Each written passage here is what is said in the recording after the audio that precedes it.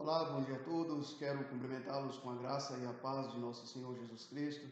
Eu quero te convidar nesse dia a refletir comigo em Daniel, capítulo de número 6, dos versos de número 1 até o verso de número 4.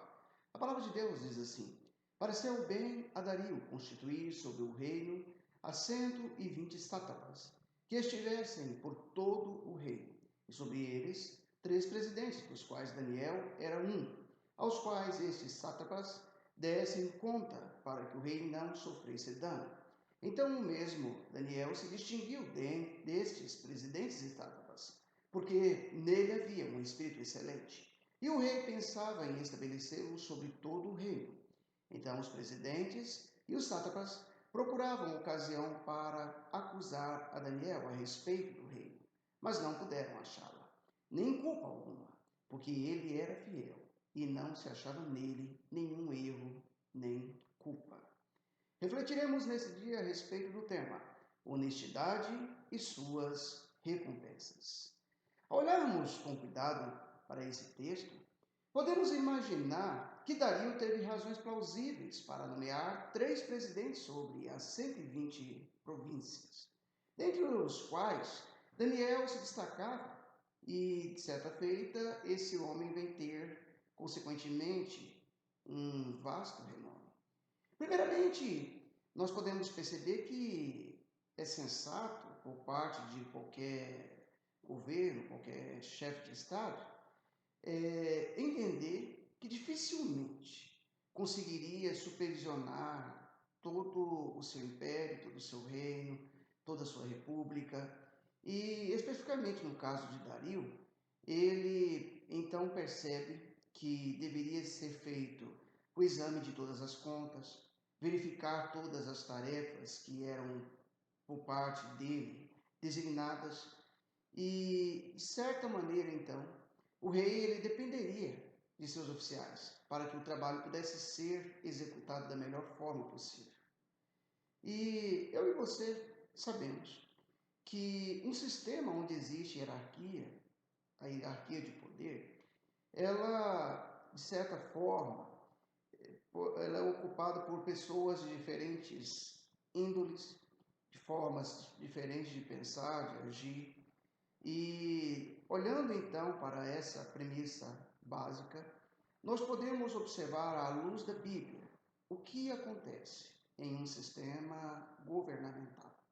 Eclesiastes capítulo 5, versos 8 e 9 nos diz o seguinte: Se vires em alguma província opressão de pobres e roubo em lugar do direito e da justiça, não te maravilhes de semelhante caso, porque o que está alto tem acima de si outro mais alto, que o explora. E sobre este há ainda outros mais elevados, que também o exploram. O proveito da terra é para todos, até o rei que se serve do campo. Então nós podemos perceber nas palavras do sábio que, infelizmente, dentro de um sistema governamental, existe sim a possibilidade e a prática da corrupção. Diante de tal situação dramática para aquele momento, e por que não dizer para a nossa atualidade, a primeira coisa que o líder sábio faz é coletar informações. E nós podemos perceber que logo Dario ficou sabendo sobre Daniel e sua reputação de honestidade e de sabedoria. Aquilo que a Bíblia então vai chamar de espírito excelente, como nós podemos observar no verso 3, que diz assim: Então o mesmo Daniel se distinguiu dentre os presidentes e sátrapas, porque nele havia um espírito excelente, e o rei pensava em estabelecê-lo sobre todo o reino. Então, evidentemente, os 120 sátrapas, como também os demais presidentes que governavam as províncias, eles não viram na decisão do rei Dario uma decisão que pudessem mensurá-la como boa diante de seus olhos. E nós podemos observar que esses homens, então, eles vão buscar algum argumento, vão buscar algo que eles pudessem acusar Daniel. Esses foram movidos, obviamente, pela inveja, mas, sobretudo, nós podemos perceber que esses homens, eles não conseguiram encontrar em Daniel falha alguma. Esse homem era honesto, em meio a líderes corruptos, em meio a pessoas tomadas pela corrupção. Neste caso, restava então para esses líderes, para essas autoridades, praticar o antissemitismo, ou seja, seguir a mesma corrente, a mesma linha de pensamento, ou atitude política adversa aos judeus, a exemplo do que fora feito nos dias de Faraó. E por que não dizer, nos períodos em que o Holocausto se destacou pela morte de judeus, de negros, de doentes mentais, diga-se de passagem, e por tantos outros que não se enquadravam como a raça ariana. Então, podemos notar nisso que essas pessoas sofreram essas adversidades não por serem inferiores, mas por serem detentoras de integridade, de serem honestas e de sofrerem simplesmente a aversão dos demais.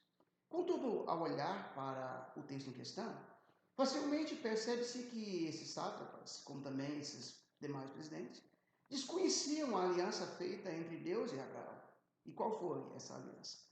Observe você, Gênesis capítulo 12, dos versos 1 a 3, onde a palavra de Deus diz assim: Ora, disse o Senhor a Abraão: sai da tua terra, da tua parentela e da casa de teu pai, e vai para a terra que te mostrarei. De ti farei uma grande nação, e te abençoarei, e te engrandecerei o nome. Se tu uma bênção, abençoarei os que te abençoarem, e amaldiçoarei os que te amaldiçoarem. Em ti serão benditas todas as famílias da terra. Então, diante de tal promessa, quero te incentivar a manter condutas de honestidade em qualquer ambiente que estiver. E lembre-se que um dia Jesus incentivou seus seguidores. E com essa promessa de Jesus, esse incentivo de Jesus, eu quero concluir essa mensagem, utilizando-me de Mateus 6, verso 33, onde diz assim: Buscai, pois, em primeiro lugar o seu reino e a sua justiça, e todas essas coisas vos serão acrescentadas. Que Deus em Cristo Jesus nos abençoe.